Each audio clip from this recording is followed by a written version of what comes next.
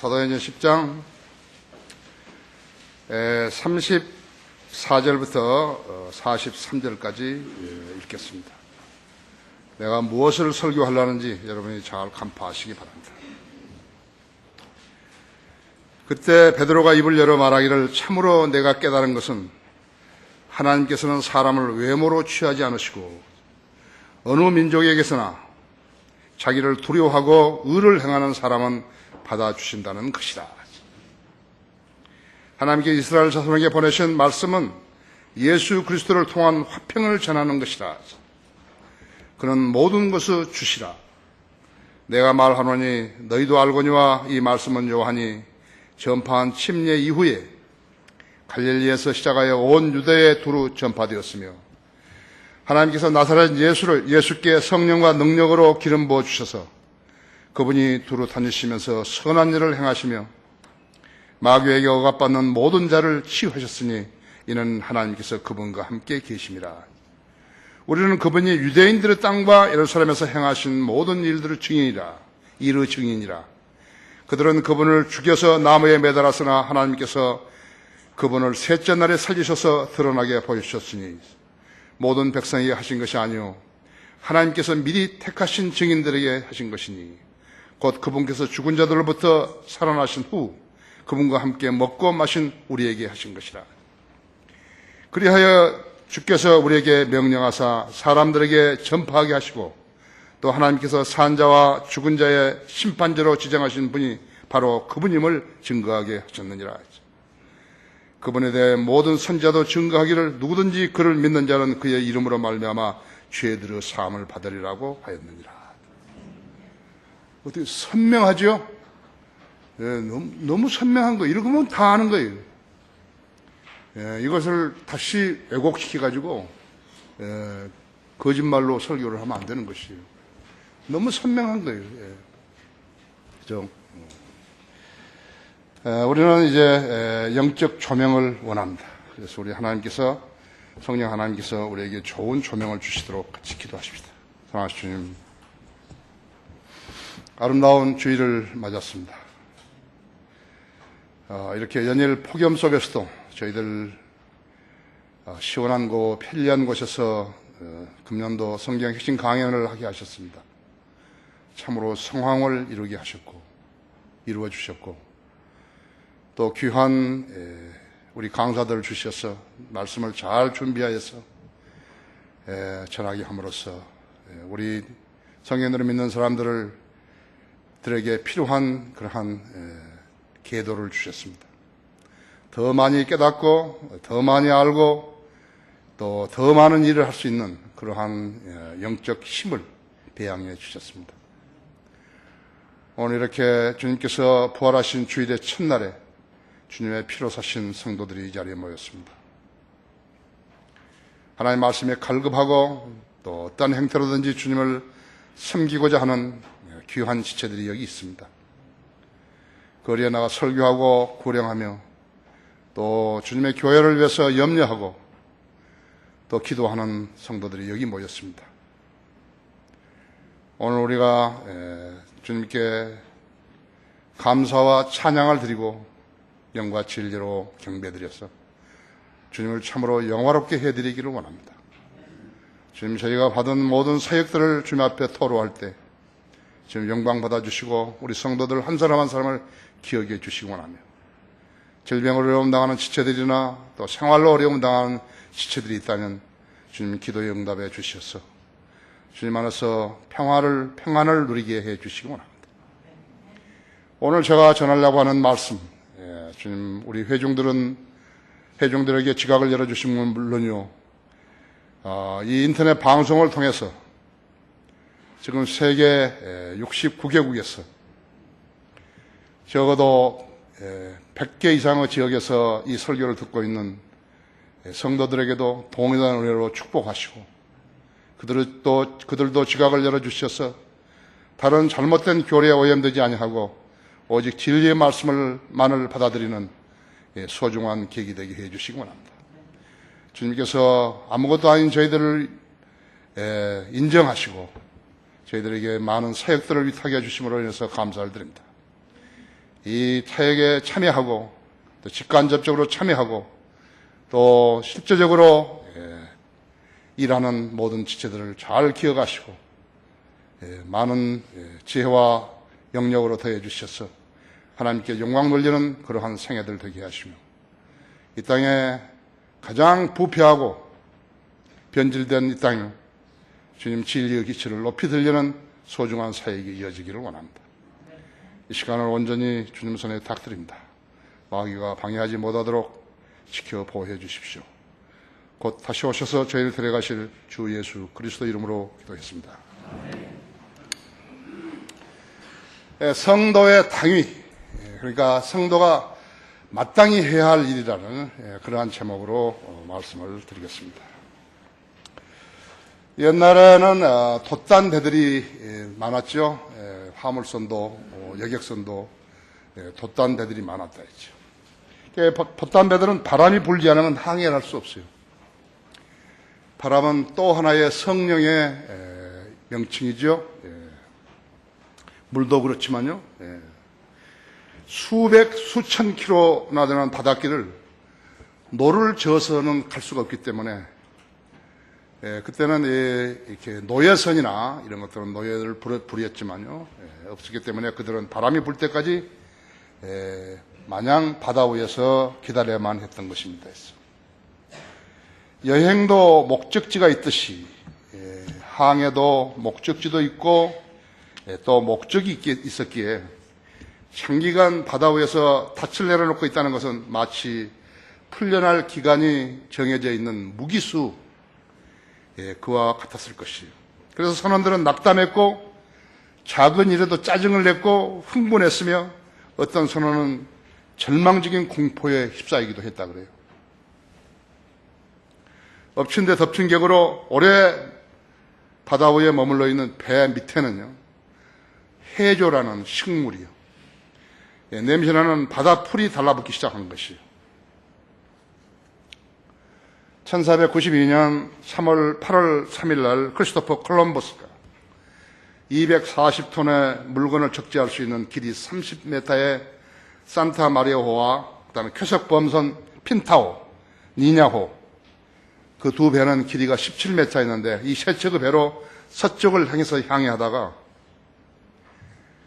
이 무풍지대를 만난 것이죠. 무려 아흘여 동안이나 바다에 멈춰 있었어요. 그래서 그 무풍지대에서 애로사항을 일기로 써가지고 크리스토퍼 콜럼버스가 출간해 놓은 게 있다고 하죠. 그리스도인의 영적 침체는 항해하는 배가 무풍지대에 갇혀 있는 것과 같다고 하죠. 그리스도인이 성장하는 동기를 발견하지 못하게 되면요, 그대로 무풍지대에 들어가는 것이에요. 습관적으로 교회 다니는 것, 무풍지대에 갇힌 선원처럼 낙담하고 동기를 찾지 못하며 성도에 따라 다르겠지만은 자신이 해야 할 일이 무엇인지도 망각해버리게 되는 것이죠. 하나님 보시기에요, 껍질이에요.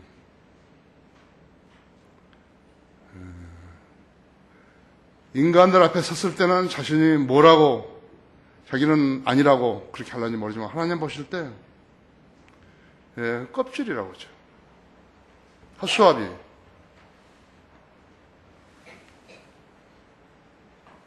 그래서 하나님은 외모로 사람을 보시지 않는 것이에요.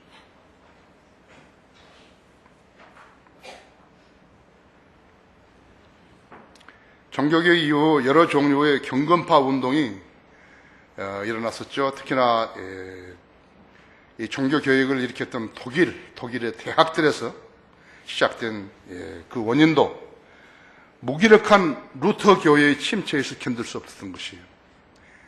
카톨릭에서 종교개혁을 했다 그러는데 그때 당시에 루터 이름을 따가지고 루터 교회들이 많이 생긴 거예요. 교회 이름만 붙이면 되는 거예요. 그래서 그 침체에서 벗어나기 위해서 학생들이, 생각을 가지고 믿음을 가진 학생들이 집에서 작은 그룹을 만들면서 시작되었던 것이에요. 보헤미아, 지금의 체코에서 시작된 진젠돌프 백작의 모라비안 운동, 또 퓰리탄들, 그 다음에 필라델피아 학회, 심지어 카톨릭에서 발기된 예수에도 사실은 그 성질은 달랐지만요, 침투된 카톨릭 전통으로부터 일종의 탈피 수단이었다. 그래서 생긴 거예요. 그러나 거듭나지 않고 영적으로 성장하지 않은 사람이 어떤 캐치프레이만 가졌다 그래가지고 그 교회가 달라지는 거 아니에요. 무슨 보수주의, 근본주의, 무슨 뭐 복음주의, 정통주의 그것만 갖다 붙였다 그래서 된 게 아니에요. 그 사람 무식한 사람들이. 순복음 교인들이 잠실 체육관에 뭐야 피켓 들고 뭐 자기 교회 피켓 들고 와서 거기서 서가지고 뭐 했는데 그건 무슨 소용하는 거예요? 장난질하는 거예요. 그거요. 다른 장로교회나 그런 사람들도 마찬가지예요. 자기들 교세를 자랑하려고 뭐 어디 교회, 뭐 어디 노예 뭐 해가지고 뭐 모였는데 이게 무슨 소용이 있는 거예요? 그죠? 하나님 외모로 보시는 거 아니에요. 그거.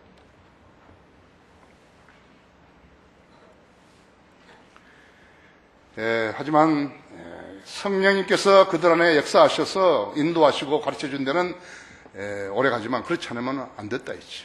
나도 미국에서 87년에 왔을 때 가정에서 모인 교회들을 여러 개 봤어요. 이렇게 잘못 배운 거예요. 진젠돌프의 백작의 그런 모라비안처럼 자기들 되겠다 그러는데 택도 없어요. 하나님의 바른 말씀이 없이는요, 성도는 자라지 않는 것이. 바른 성경이 없고 구령 열정이 없이 진리 지식을 얻을 수 있는 교리서들이 없다면요, 그리고 그것을 가르칠 수 있는 자격 있는 교사들이 없다면요, 그 다음에 순수하고 정직하고 담대한 영적 지도자가 없다면, 그러한 지도자가 영적으로나 도덕적으로나 모범을 보이지 못했다면요, 그런 운동은 단명할 수밖에 없는 것이. 우리들 성경들 믿는 사람들의 탄생은 중세의 경건 운동과는 다르다고.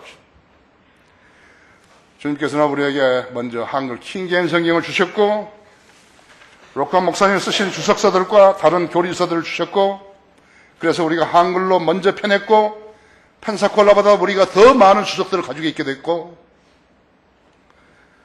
왜 그러냐면 그분이 강의한 것을, 테이프로 된 것을 우리가 그것을 책으로 만든 것이에요.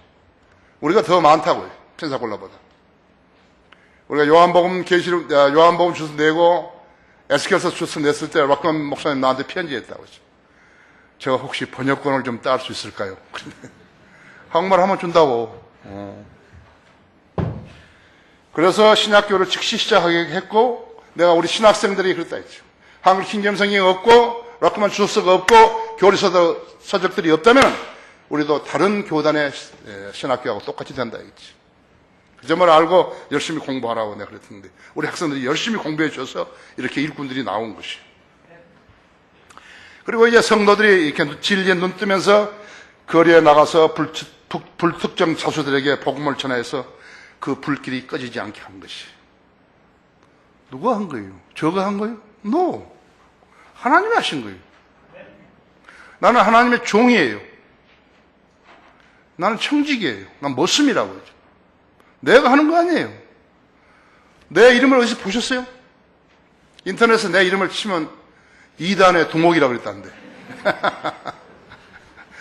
굉장히 영예로운 거예요. 예수님 당시 예수님 보고서 이단이라고 했잖아요. 사도 바울 보고 이단이라고 했더니, 나에게 가장 영예로운 게 여기서 절대 지우지 말라는 거예요. 지우면 안 된다고 했죠.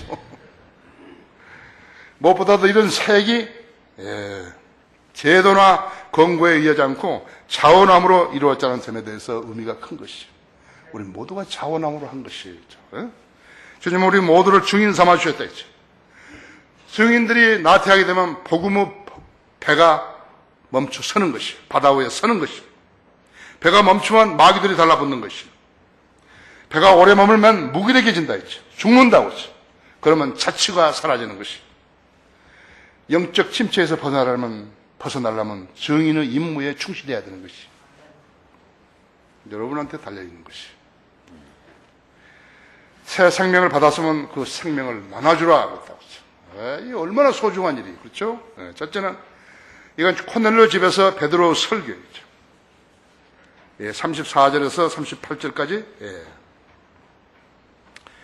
그때 베드로가 입을 열어 말하기를 참으로 내가 깨달은 것은 하나님께서는 사람을 영으로 보지 취하지 않으시고 어느 민족에게서나 자기를 두려워하고 의를 행하는 사람을 받아주신다는 것이다. 하나님께서 이스라엘 자손에게 보내신 말씀은 예수 그리스도를 통한 화평을 전하는 것이다. 그는 모든 것을 주시라. 그러므로 내가 말하니 너희도 알거니와 그 말씀은 요한이 전파한 침례 이후에, 침례인 요한이죠, 갈릴리에서 시작하여 온 유대에 두루 전파되었으며 하나님께서 나타낸 예수께 성령과 능력으로 기름 부어 주셔서 그분이 두루 다니시면서 선한 일을 행하시며 마귀에게 억압받는 모든 자를 치우셨으니 이는 하나님께서 그분과 함께 하심이라. 코넬료라는 사람은요, 카이사르에 주둔했던 이탈리아, 그러니까 로마 군대의 군부대의 백부장이었어요. 그러니까 지금 하면은 중대장이에요, 중대장. 지금 중대는 150명 되는데 여기는 백부장이니까 100명을 거느리는 장교였다 했지. 그가 구원을 받아가지고 하나님으로부터 그의 믿음을 인정받는 성도였다고 했죠. 구약에서 유대인과 이방인의 차이는 심했다고 했죠. 유대인들은 이방인들을 개로 취급을 했기 때문에 주님께서 베드로에게 이방인에 가서 교제하라고 했을 때 베드로가 나는 더러운 음식은 안 먹는다고. 하나님께 깨끗하다는데 네가 더럽다 그러냐 이거예요. 네? 베드로는 여러 가지 이유를 대면서 그것을 됐지만은 그것은 주님의 명령이었다. 네가 이방인에 가라 했죠. 코넬료 집에 가라 했죠. 코넬료 집에서 베드로 설교 요지는 하나님께서는 사람을 외모로 보지 않으시고 국적이나 인종도 차별을 두지 않으신 분이라는 것을 역설했다 했죠. 그 말을 했을 때 진심으로 했을까요? 좀 깨름하면서 했겠죠, 그죠? 베드로 설교는 민족적인 우월감을 가진 유대인들에게는 매우 불쾌하게 들렸을 것이. 십자가 이전의 유대인들은 하나님의 선민이 맞다고 했죠. 하지만 그리스도의 십자가의 죽음은 유대인 제자들만을 위한 것이 아니라 복음의 영역이 예루살렘이나 유대에 제한된 것이 아니에요. 성령이 너에게 임하시면 내가 능력을 받으리니 예루살렘과 유대와 사마리아와 땅끝까지 이르러 내게 증인이 되라고 하신 것이다. 하나님께서는 어느 민족이나 관계없이 하나님을 두려워하고 의를 행하는 사람이라면 받아주신다고 35절에 말씀하고 있는 것이. 그렇죠? 어느 민족이나 자기를 두려워하고 의를 행하는 사람은 받아주신다는 것이다. 그렇죠? 하나님께서 이스라엘 백성에게 보내신 말씀은 예수 그리스도를 통한 화평을 전하는 것이다. 그렇죠? 예수 그리스도는 모든 것의 주님이시다. 그렇죠? 구속주이심과 동시에 그리스도인의 생활의 주님이시라고 하죠. 그런데 구원받은 사람들이 예수님이 자기 구주를 하는 것은 알고 있는 거예요. 구세주라는 것은. 세이비어라, 영어로. 그런데 생활의 주인 된 것은 모르는 거예요. 여기에서 가장 많이 침체가 이루어지는 것이에요. 구속주라고 알았으면 그분이 주님이시라고, 로드라고 하죠. 로드예요. 그냥 구원받고 말아버린 게 아니에요. 계속적으로 하나님 말씀에 순종해야 한다 했죠. 사도 바울이 거듭난 것은 사도행전 9장에서 했는데 그 후에 그는 이방인들의 사도가 되었다고 하죠. 베드로는 어떤가? 그러니까 베드로는 유대인들의 사도가 되었다고 하죠. 그렇죠?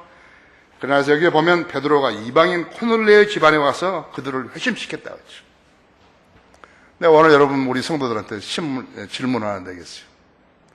최초의 이방인들을 위한 사도는 사도 바울이었다. 맞아요, 틀려요? 틀리죠.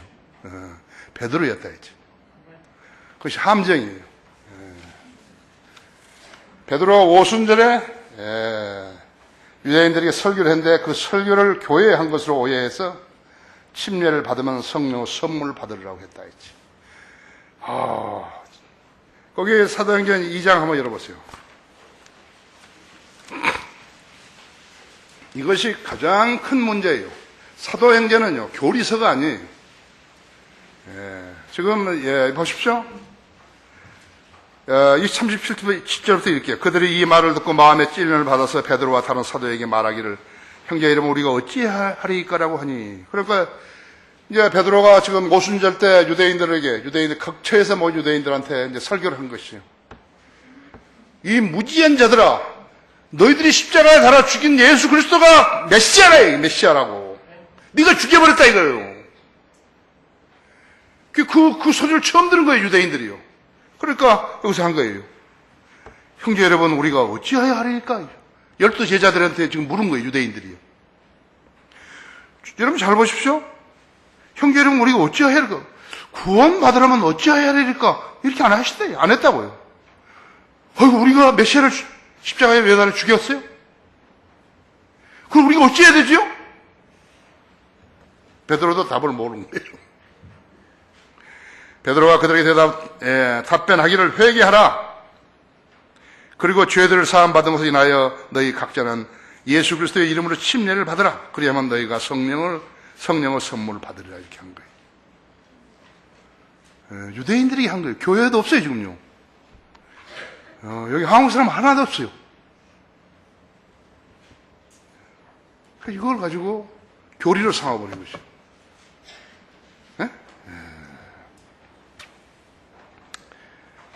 그 후로 베드로는 믿는 자 모든 그분을 통하여서 그렇게 된다고 바꿔서 설교를 했다 했지. 거기 13장 31절 한번 보십시오. 이왕에 이제 피었으니까 31절이지.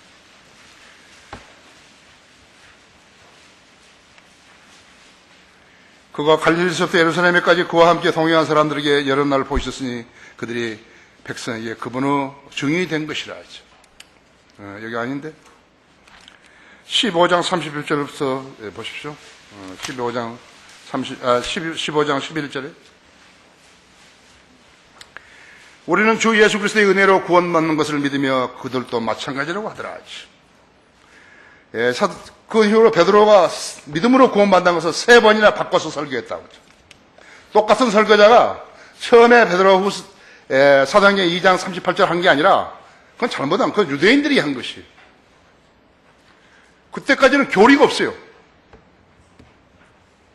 그래서 여러분이 알겠지만 사도행전은 사도들의 행적만을 기록한 책이죠.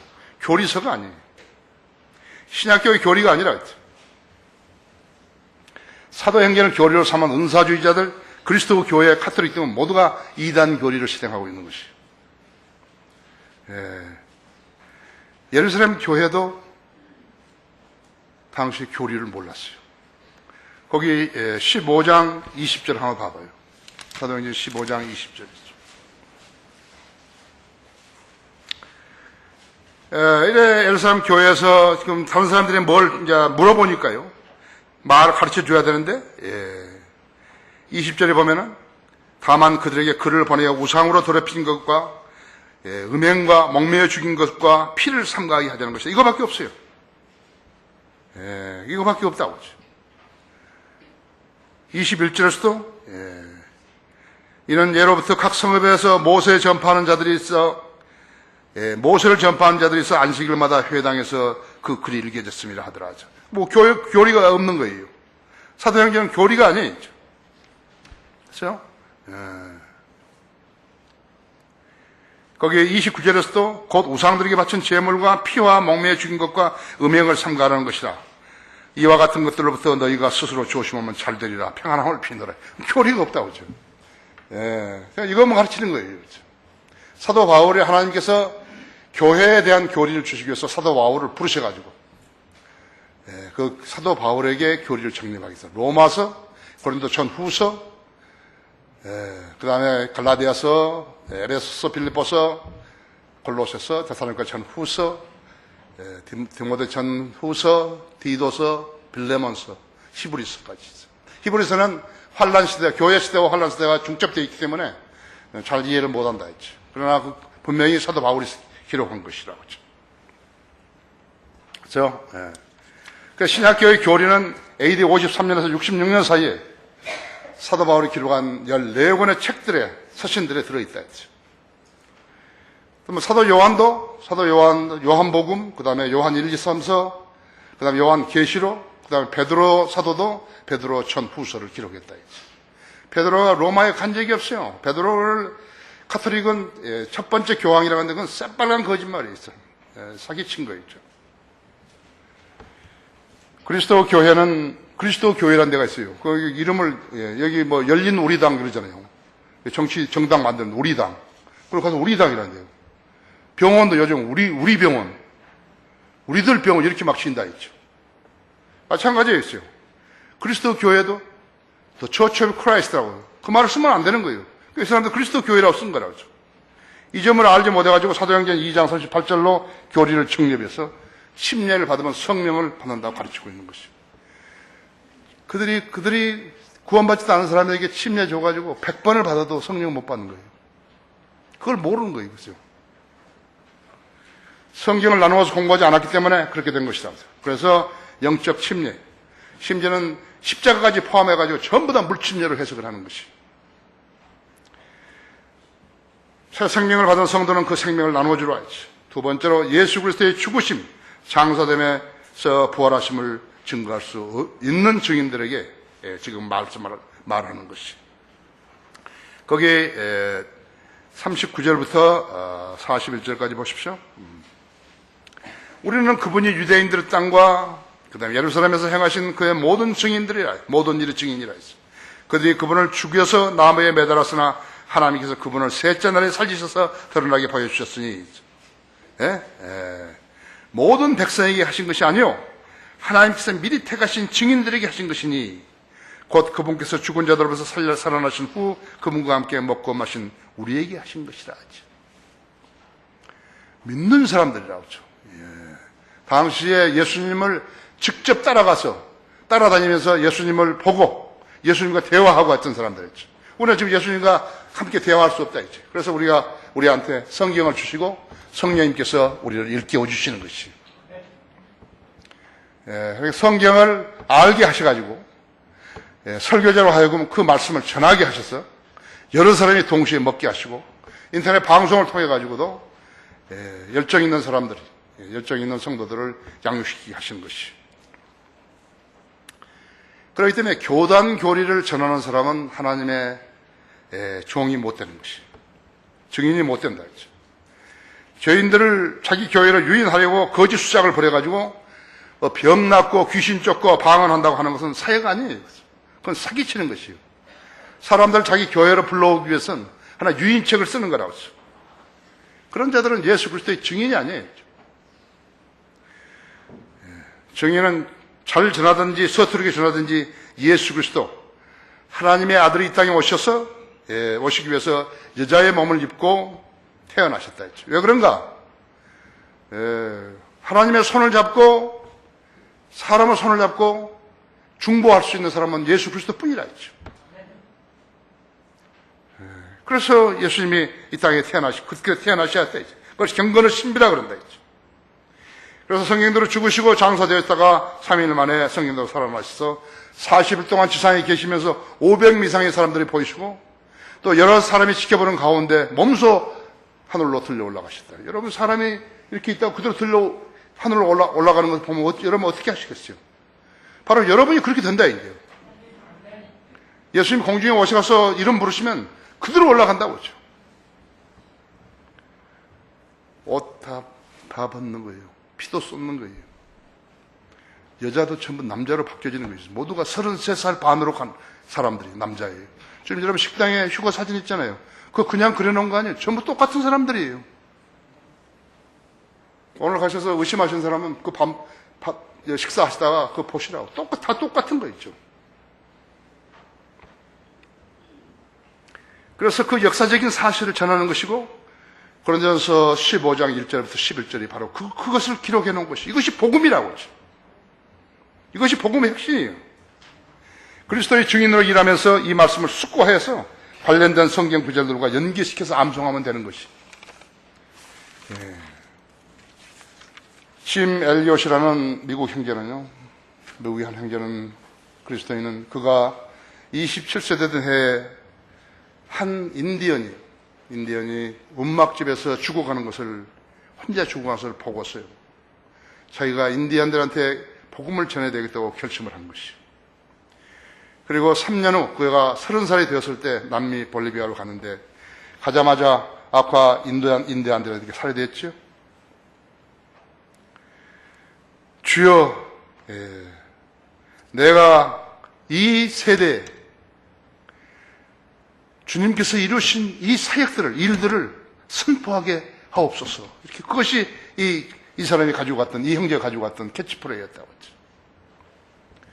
지금 짐 엘리엇이 죽은 지 60년이 지났어요.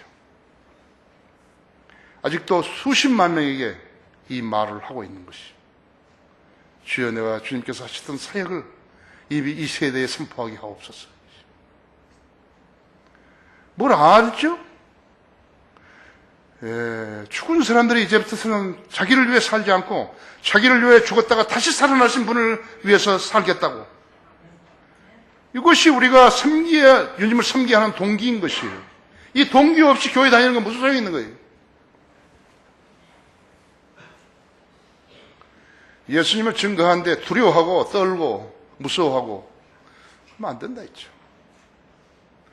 주님은 우리를 구원하시고 영원한 생명을 주시기 위해서, 죄를 제거할 영원한 생명을 주시기 위해서 죽으셨는데 우리는 죄인들을 보고 가만히 있는 거예요. 안 되죠? 가구를 만드는 장인이 있었는데 아주 가구를 잘 만들었는데 그 장인에게는 조수가 한 사람이 있는데 조수가 소경이었어요. 이 장인이 이렇게 말한 것이요. 좋은 예술가는 색깔로, 말로, 돌로 잘 표현할 수 있어야 한다 했어요. 그러나 나는 아직 나무로 자신을 표현한 사람은 보지 못했다. 자기가 장인이면서도요. 그래서 그 명인 조수가 대답을 했다. 나는 나무로 자신을 표현한 한 분을 알고 있습니다. 그분은 나무를 가지고 굉장한 표현법으로 세상에다 표현해 보이셨습니다. 내놓으셨습니다. 그랬더니 그 장인이 그 명인 조수에게 물은 거예요. 조수야, 내가 지금 뭐라고 말을 했지? 그랬대요. 예, 선생님, 예수 그리스도의 십자가가 있습니다.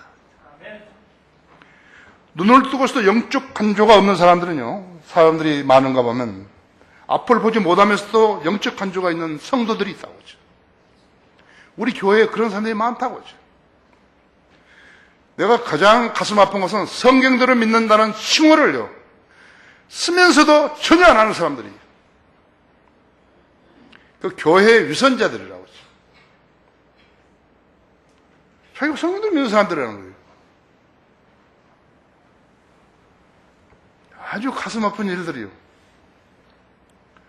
어떤 지역교회에서 있어요. 내가 너무너무 가슴 아픈 것이에요. 예수님께서 십자가에 달리셨을 때 양쪽에 달렸던 강도들이 있었다고 하죠. 그렇죠? 누가복음 23장에 있죠? 그 강도들은 아마도 그 바라바와 연계된 강도가 아니었다면 살인자들이었을 거예요. 그들이 십자가를 져야 했다는 것은 너무 당연한 것일지 모르죠. 그렇죠? 그렇지만 무죄한 예수 그리스도를 그 사악한 죄인들과 함께 중죄인으로 취급했다는 것은 악의적이었다고 했어요. 빌라도가 잘 모르는 거예요. 그죠? 주님은 그래도 항변하지 않으셨으며 그렇게 죄인의 입장을 취하지 않으셨다. 만일 그렇게 취하지 않으셨더라면 우리는 구원받을 수 없었을 것이. 지금 마귀의 종으로 여전히 살았을 것이. 양쪽에 매달린 죄수 중에 한 사람은 예수님의 제안을 받아들여가지고 새 생명을 받아 낙원으로 갔고, 왼편 죄수는 거절해서 지옥으로 갔다. 그 아주 짧은 시간에요. 십자가에서 매달려 있던 그 시간에 이루어진 일이에요. 아주 찰나의 기적이었다고 하죠. 그리고 얼마나 급박한 상황이에요, 지금요. 달려가지고 멋지를 당해서 팔과 손과 발에 멋지를 당했고, 옆구리에 창을 찔리고 했을 때 얼마나 괴롭고 그랬어요. 그 찰나에 죄인이 묻고 주님이 대답해 주셨다 했지. 나를 기억해 주옵소서. 그러니까 너 오늘 나와 함께 낙원에 있을 것이다 했죠. 영적 간조를 가진 증인은 그 누구에게라도 자기가 받은 구원을 증거해야 하는 것이에요. 그렇다면, 그렇지 않다면 그 사람은 그 구원받은 그 감회와 그 가치와 그 소중함을 모르는 것이. 그 유선자예요. 교회 안에 유선자들이라고 하죠. 그것이.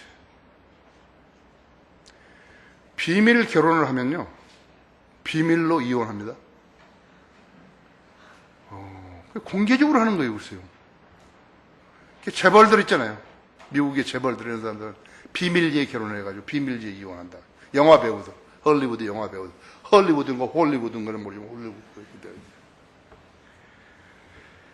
이것이 은혜로 구원받은 의미를 아는 성도들에게서 나온 반응이에요. 성도라 하면 자기가 당연히 해야 한다. 성경대로 믿는 사람들은 당연히 해야 한다. 나는 가끔 생각한 거예요. 저 거지들이 말이죠. 한 사람씩 교회로 데려오면 돈 얼마씩 준다고 그래 봐요. 많이 데려오겠죠, 그죠? 우리가 불행했다고 해서 그 사람은 칭찬을 하나님으로부터 받는 거죠. 주님으로부터. 우리 교회에서, 꽃을 달아주고, 해가지고. 안 하잖아요. 그렇죠? 성도회면 당연히 해야 할 일이지. 그래서, 복음을 전하는 사람의 발이 아름답다고. 로마서 10장 15절에서 그렇죠? 복음을 전하는 자들의 발이 아름답다고. 난 그거 처음에 그 말이 무슨 말인지 잘 몰랐어요. 얼마나 아름답겠어요. 그렇죠? 당연히 해야 되려 성도라면요. 새 생명을 받은 성도는 그 생명을 나눠주라 했죠. 세 번째로 모든 선자들도 동일한 메시지를 전하였다 했죠. 42절에서 그래야 주께서 우리에게 명령하신 사람들에게 전파하게 하시고 또 하나님께서 산자와 죽은 자의 심판자로 지정하신 분이 바로 그분임을 증거하게 하셨느니라. 그분에 대하여 모든 선지자도 증거하기를 누구든지 그를 믿는 자는 그의 이름으로 말미암아 죄들을 사함을 받으려고 하였느니라 했죠. 여기에도 이제 베드로가 설교를 한 거예요. 아까는 성령을 받으면 침례를 받으면 성령을 받는다 했는데 그렇게 안 했다 했죠. 여기도 그렇죠. 누구든지 그를 믿는 자는 그의 이름으로 말미암아 죄들을 사함을 받으리라고 했다 했죠. 아까 거기는 2장 38절은 믿음이란 말이 없어요. 침례를 받으면 성령을 받는다 그랬다 했죠.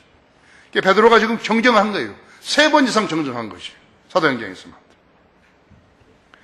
이 말씀은 율법과 유대인 전통에만 매달려 있던 그들에게 충격적인 메시지가 아닐 수 없다 했죠. 누구든지 그를 믿는 자는 그의 이름으로 말미암아 그들의 죄 사함을 받으리라 했죠. 이제 율법을 지키는 자와 예수 그리스도의 이름을 믿는 자로 나뉘는 것이. 이 말씀을 듣고서 여전히 율법적으로 기울이고 베드로 설교를 믿지 않는 자들에게 후에 사도 바울이 규명을 해준 것이. 아십니까? 유대인들은 그때도 계속해서 율법에 치우친 거예요. 그래서 이방인들에게 간 거예요, 이제. 예수님께서도 마태복음 10장에서 12 제자들에게 이방인의 길로로 가지 말고 이스라엘이 잃어버린 양의 그만 가라 그랬다 했죠. 그것을 이해하는 사람이 없어요. 자, 로마서 2장 보십시오.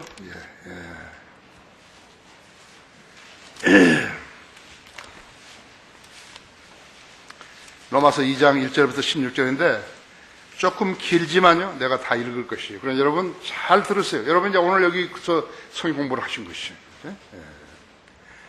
그러므로 이 사람아, 판단은 내가 누구일지라도 변명하지 못하고선 내가 다른 사람을 판단하는 것으로 내 스스로가 정죄함이니 이는 판단하는 내가 똑같은 일을 하기 때문이라. 이런 일을 행하는 자들에게 진리대로 하나님의 심판이 있는 것을 우리가 확신하노라. 이런 일을 행하는 자들을 판단하면서도 같은 일을 행하는 이 사람아, 내가 하나님의 심판을 피할 줄로 생각하느냐? 아니면 내가 하나님의 선하심이 너를 회개하도록 인도하심을 알지 못하고 하나님의 선하심과 관용과 오래 참으심의 풍성함을 무시하는 것이냐? 다만 너희 완고함과 회개하지 않은 마음을 따라 진노의 날과 하나님의 의로운 심판이 계시될 그날에 임할 진노를 내게 쌓을 뿐이로다. 그분께서는 각 사람의 행한 대로 갚아주시리니 참고 선을 행하여 영광과 존귀와 썩지 아니함을 구하는 자들에게는 영원한 생명으로 하시고 다투고 진리에 복종하지 아니하며 불의에 복종하는 자들에게는 분기와 진노로 하시리라. 악을 행하는 각 사람의 환에게 환난과 공고가 있으리니 첫째는 유대인에게 또한 이방인에게며 선을 행하는 각 사람에게 영광과 존귀와 평강이 있으니 첫째는 유대인에게 또한 이방인에게라. 이는 하나님께서 사람을 외모로 보지 않으시기 때문이라. 율법 없이 죄를 지은 사람들은 모두 율법 없이 멸망할 것이요 율법 안에서 죄를 지은 사람들은 모두 율법에 의하여 심판받게 되리니 하나님 앞에서는 율법을 듣는 자들이 의인이 아니요 율법을 행하는 자들만이 의롭게 될 것이니라. 율법이 없는 이방인들이 본성으로 율법에 있는 일들을 행할 때는 율법 없어도 이것들이 스스로에게 율법이 되나니 그대로 양심도 증거하고 그대로 이성도 송사하거나 서로 변명하여 그대로 마음에 기록된 율법의 행위를 보여주느니라. 이런 일은 하나님께서 나의 복음대로 예수 그리스도를 통하여 사람들의 은밀한 것들을 심판하실 그날에 있으리라. 오늘 여러분 공부 많이 하셨죠? 예. 그때나 지금이나 지상에 있는 사람들의 운명은 똑같은 절차에 의해서 결정되는 것이요. 성경에 기록된 하나님의 말씀을 믿느냐 안 믿느냐예요. 거기에 달려있는 거예요. 이것이 구원받은 절차와 방법이라고 하죠. 그때나 오늘이나 휴거 때나 동일하다고 하죠.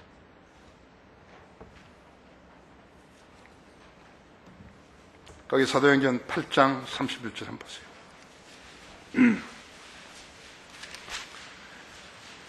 여기 8장 31절 33절 이것은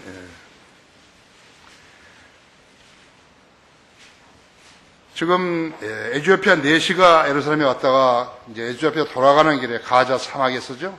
하나님께서 예루살렘 교회 집사인 필립을 거기 보낸 거예요. 필립은 축지법을 했습니다. 축지법을 한 거예요. 진짜 날아간 거예요.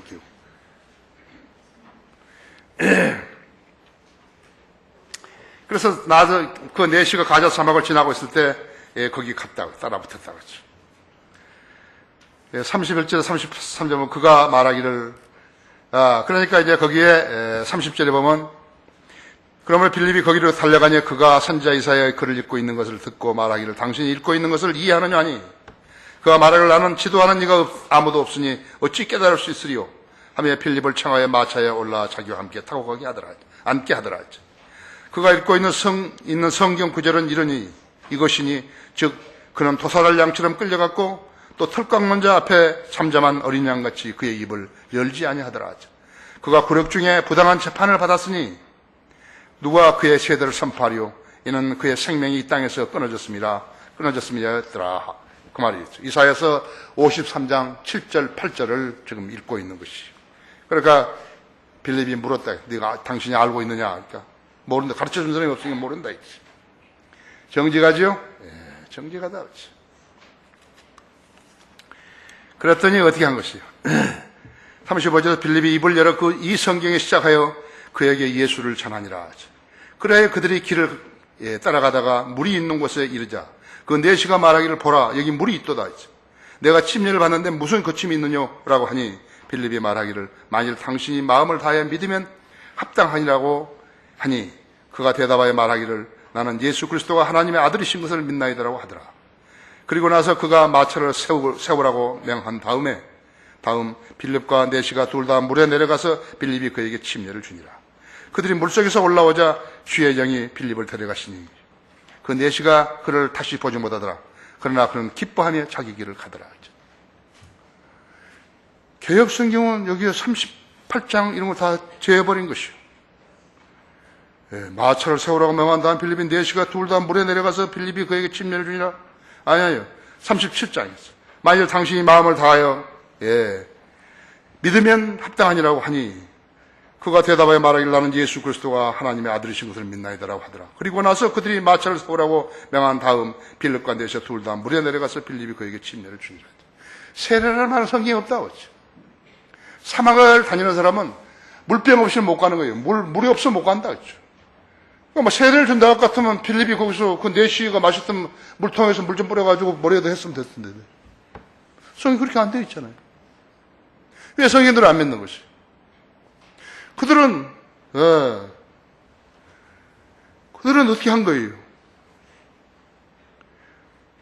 만일 당신이 마음을 다하여 믿으면 합당하니라고 했는데, 그러니까 그 내시가 되다 나는 예수 그리스도가 하나님의 아들이신 것을 믿나요? 그게 다예요. 그것이. 믿으면 그거 맞는 거예요. 성경을 변개시켜버렸다. 세례를 합리화시키기 위해서 카톨릭이 세례를 바꾸니까 이거 있으면 안 되겠거든요. 이거 지어버린 거예요.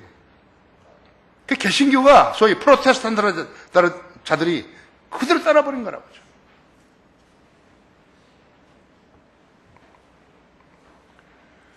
네시가 이디오피아에 가가지고 복음을 전했겠죠. 그죠? 복음 안 전할 리가 없죠. 이디오피아는 아프리카에서 유일하게 콥틱 교회가 있어요. 지금 이집트에서 무바라크 축출운동이 났을 때, 모슬렘들하고 이 콥틱 교인들하고 해가지고, 콥틱 교인들이 엑소더스 됐다. 거기서 다 쫓겨난 거예요. 그죠? 이집트까지 들어온 거예요. 그죠? 하나님 말씀은 새싹처럼 번져나가는 것이라고. 그죠?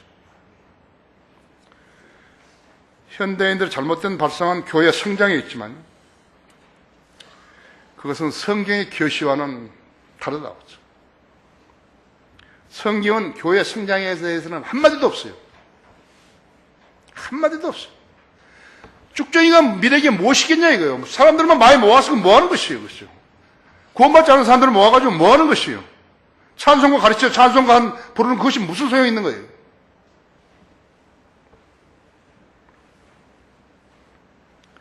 예수 그리스도의 증인이 되라고 말씀하신 것이죠. 교회 성장하라고 하는 거 없어요. 사람의 죽으면 혼이 지옥에 가는데 교회 성장이 지옥에 가지 않게 할 수 있는 것인가요? 사람이 많이 모인 교회는 지옥에 안 가는 것이에요? 지옥에 가지 못하게 하는 것이 교회 성장이 아니라 복음 전파가 돼야 된다 했죠. 복음을 전파하면 지옥에 안 간다 했죠. 그런데 왜 교회 성장을 말해야 하는 것인가 했죠. 성경은 그와 같이 못한 혼은 둘째 사망을 위해서 예비된 지옥에서 묶여 있다고 말씀하고 있다 했죠. 예수님 십자가에 죽으셨을 때 뱀같이 되셨다고 했죠. 모세가 광야에서 뱀을 들어 올린 같이 인자도 그렇게 들어 올려져야만 하리니. 우리 지금 달력 6월 달에 모세가 뱀이 들린 막대기를 들어 올리고 있죠. 뱀을 매단, 못뱀을 매단. 우리 달력 중에서 오늘 아침에 다 집에서 밥 먹다가 이야기했지만 가장 디자인이 잘된 달력이 6월 달 것이. 지옥은 그대로 벌레도 죽지 않고 불도 꺼지지 아니하느냐 했죠. 벌레는 군뱅이에 해당되는 말이에요. 파리가 되려면 유충이 있지요? 예, 유충이라고, 유충. 그것을 비엘세붑이라고 그런다고 하죠. 마귀 이름이 있다요. 구원받지 않은 죄인이 지옥에 가면 어떻게 되는 것인가? 그러니까 그 아비와 같이 되는 것이에요. 나는 벌레요. 시편 22편은 6절, 예, 여기 요한복음 8장 44절. 그럼 그리스도인들이 하늘에 가면 어떻게 되는 것인가? 그리스도인들이 하늘에 가면 우리 아버지처럼 되는 거예요. 죄인들이 지옥에 가면 어떻게 되는 가? 그의 아버지같이 되는 것이죠. 벌레처럼 되는 것이죠. 그래서 나중에 백보자 심판에 벌레가 나오는 것이죠. 그리스도인이 두 번 오는 거예요. 휴가 됐는데 올라가 보니까 우리 교회 그 형제 그 자매가 안 왔어요. 근데 그게 가족이에요. 놀라죠. 지들이 큰 교회 목사들이랑 막 떠드는 자들 있잖아요. 코미디하고 그런 애들 있죠. 그죠? 기독교 TV에 나와가지고 거짓말 하는 애들. 그런 거 하나도 없는 거예요. 백보자 심판에서 또 한 번 오는 거예요. 벌레같이 돼가지고, 거지같이 벌레같이. 구원받지 않은 사람이 자기 아비를 닮은 거라고 했죠. 그죠? 요한에서 3장 12절에 했잖아요. 그리스도인이 하늘에 가면 그 아버지같이 된다 했죠. 죄인은 인간이 아닌 돌연변이 괴물로 변형되는 것이에요. 계시록 9장 1절부터 11절까지 있죠. 돌연변이죠. 사람이 자기 혼을 잃으면 몸의 형태를 잃어버려가지고 군뱅이같이 되는 것이에요. 주님이 십자가에 죽으셨을 때 죄의 화신이 되셨다 했죠. 죄 없으신 그리스도의 몸이 우리의 죄를 위해서 제물이 되어 죽으신 것이라고 하죠. 여러분 이걸 알려고 교회 다니는 거예요. 이 확신을 가지려고 교회 다니는 것이에요. 찬송가 부리고 헌금 내고 그런 거 아니에요.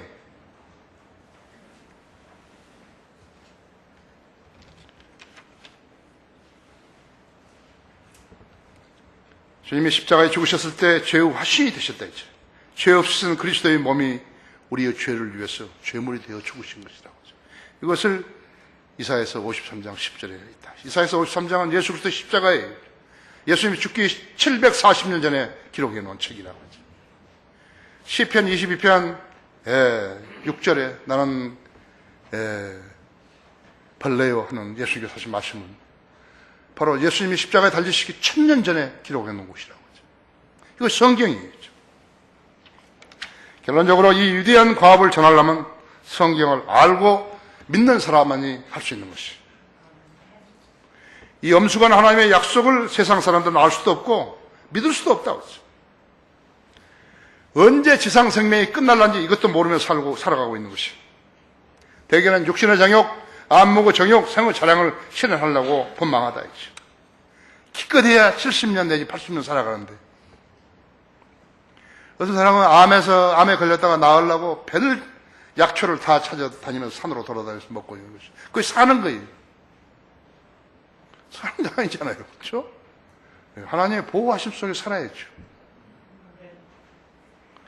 이 진리를 아는 우리는 죄인들이 복음을 들을 수 있도록 최선을 다해야 하는 것이라고 하죠. 마지막으로 로마서 10장을 한 장 열어보십시오. 10장 12절에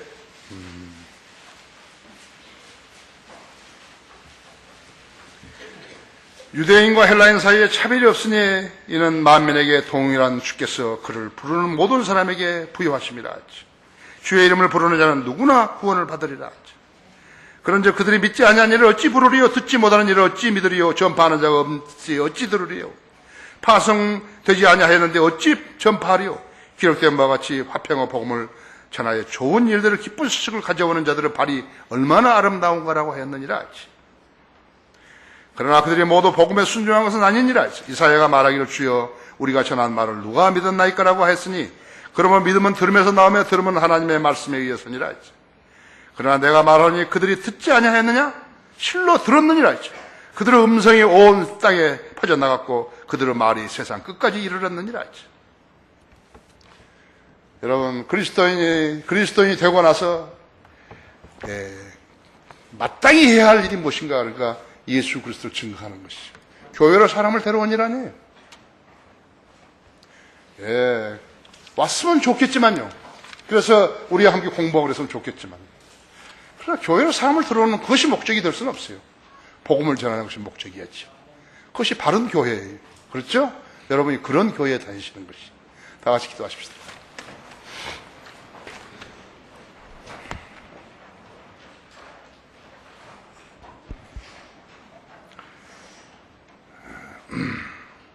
구원받는 것은 간단한 것이에요. 현대 교회들은 구원받는 것을 잘못 가르치는 것이에요. 구원받는 것은 자신이 죄인이라는 것을 인지하고 예수님이 그 사람의 죄를 위해서 십자가에 피 흘려 죽었다는 사실을 믿고 받아들이는 것이에요. 주님 나를 구원해 주십시오. 이렇게만 하면 되는 거예요. 다만 예수님이 내 구주시라는 것을 믿어야 된다고 했죠. 아, 내 죄를 위해 십자가에 죽으셨구나. 그걸 성경들은 믿어야 된다고 했죠. 그걸 예수님 나를 구원해 주십시오. 이렇게 고백한다 했죠. 나를 구원해 주셔서 감사합니다. 이렇게 하면 되는 것이라고 했죠. 그럼 거듭나는 것이에요. 어려운 거 하나도 아니에요. 거듭난 사람이 교회 생활을 하는 것이지 교회 생활을 하면서 거듭나려는 건 말이 안 되는 거예요. 우리 성도님들 중에 아직 자신이 구원이 불분명하다 그러면 오늘 이 제단에 나와서 주님께 직접 기도하시기 바랍니다. 위대하신 아버지 하나님, 오늘 하나님의 말씀 증거할 수 있도록 제 안에 역사해 주셔서 감사를 드립니다. 제가 전한 말씀을 듣고 우리 성도들이 매우 잘 깨달았고 고무되었습니다. 혹시 가운데 아직 구원받지 못한 혼이 있습니까? 지금 그도 오늘 구원받는 날 되게 해 주십시오. 우리 성도들이 지금까지 하나님의 말씀을 가지고 세상에 나가서 잘 증거했습니다. 그러나 소홀히 하는 그런 성도들이 있다면 그들도 마땅히 우리가 해야 할 일이 바로 그 일이라는 것을 인지하게 해 주십시오. 이 초청 시간 주님 영광을 위해서 써주십시오. 주 예수 그리스도 이름으로 기도했습니다.